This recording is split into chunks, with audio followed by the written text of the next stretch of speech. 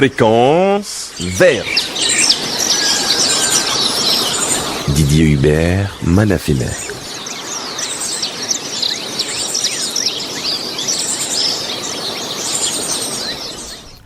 Didier Hubert, Madafimé, bonsoir, bienvenue.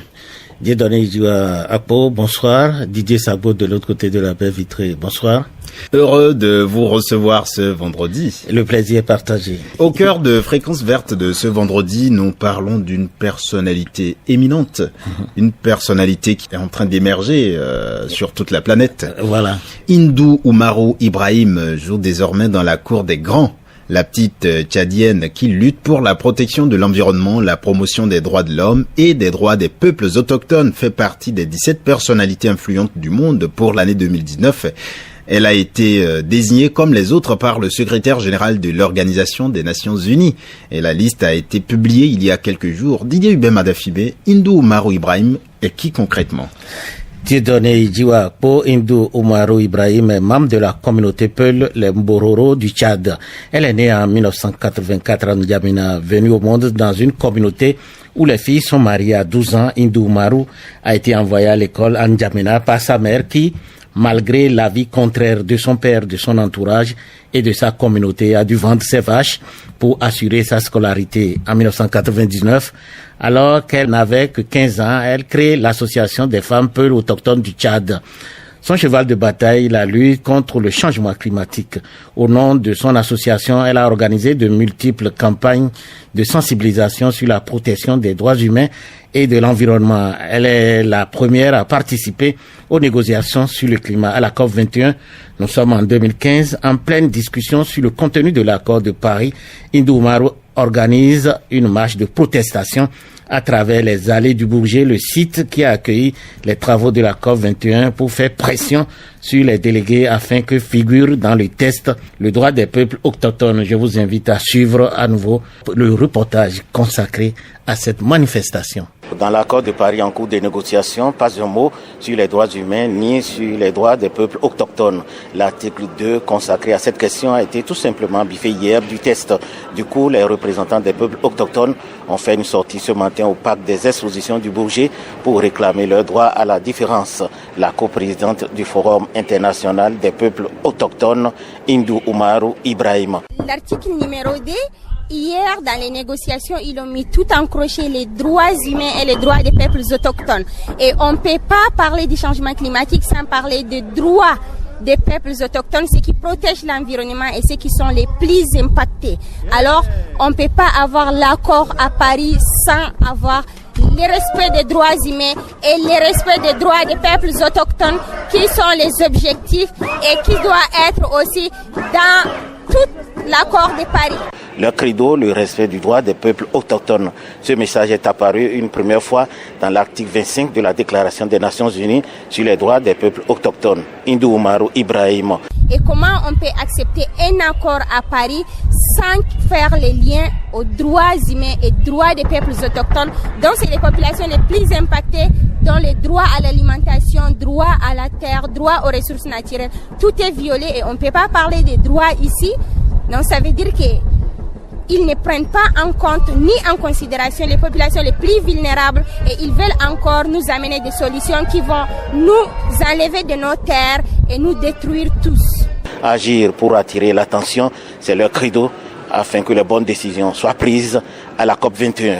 Paris, Radio Bénin, Didier Hubert Madafimé. Dieudonné Akpo, vous allez me demander si la lutte de Hindou Oumarou Ibrahim a porté. Oui, les droits des peuples autochtones ont été reconnus dans l'accord de Paris sur le climat, ainsi que le respect des connaissances des peuples autochtones à travers l'article 7.5 de l'accord de Paris sur le climat. Comment alors les changements climatiques impactent les peuples autochtones? Voici la réponse que Hindou Oumarou Ibrahim m'a donnée en décembre dernier lors de la COP24 à Katowice. Les peuples autochtones sont en première ligne des impacts du changement climatique. Si je peux vous donner l'exemple de ma communauté, nous, on dépend de l'eau et du pâturage. Et quand on voit autour du lac Tchad, on parle beaucoup de cet exemple. Il y a 40 ans, ces eaux étaient à 25 000 km². Et actuellement, ils sont à 1500 ou 2000. Donc 90% de ces eaux ont disparu. On ne les a pas utilisés pour une irrigation, mais les eaux se sont évaporées. Pourquoi elles se sont évaporées? Parce qu'il y a l'avancée du désert, parce qu'il y a la chaleur qui devient de plus en plus. Et quand on voit la trajectoire sur l'étude qu'on a fait avec mon organisation, de 1901 jusqu'à maintenant, on est déjà à peu près 1,5 degrés de plus. D'où, pendant la saison sèche, on a plus de 50 degrés à l'ombre.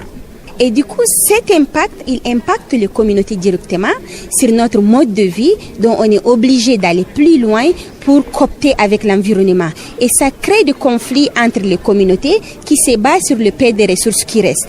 Mais bien sûr, nos États n'ont pas de ressources parce qu'on a tellement de problèmes et ça ne fait qu'augmenter. On a des problèmes sécuritaires et qui sont augmentés par les impacts du changement climatique et qui intègrent les problèmes de la sécurité alimentaire. Et donc, on ne peut pas se focaliser sur un et laisser l'autre. Et les priorités sont difficiles à faire. Et on a aussi l'accès à l'éducation, à la santé, le développement qui vient s'imposer. Alors, tous ces mélanges, et du coup, nous retrouvons en face d'une vulnérabilité non fin.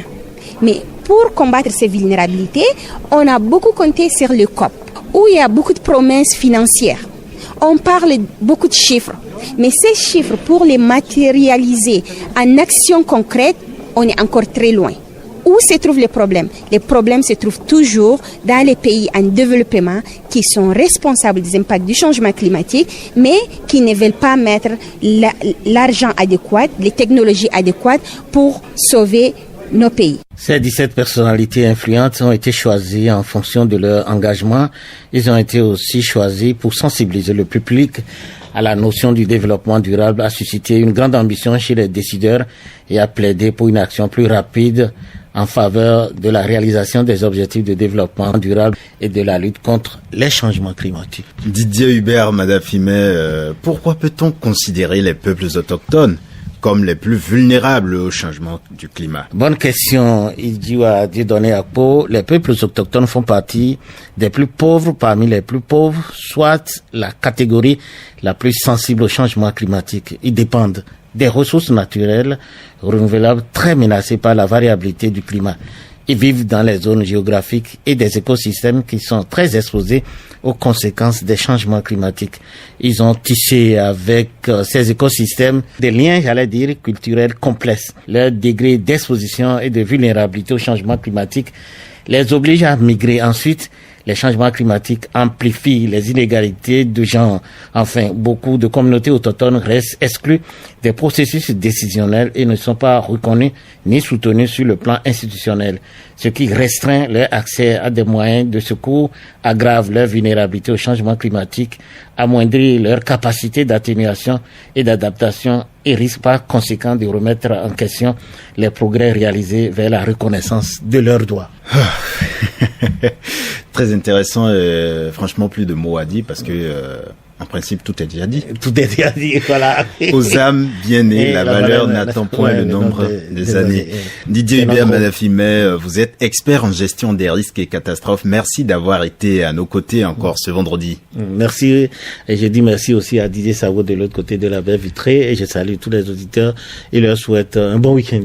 Un bon week-end, un excellent week-end à vous, et vous allez tenir la promesse que vendredi prochain nous allons retrouver nos amis auditeurs. Si Dieu le veut. Fréquence verte revient très bientôt. Fréquence verte. Didier Hubert, Madafimé.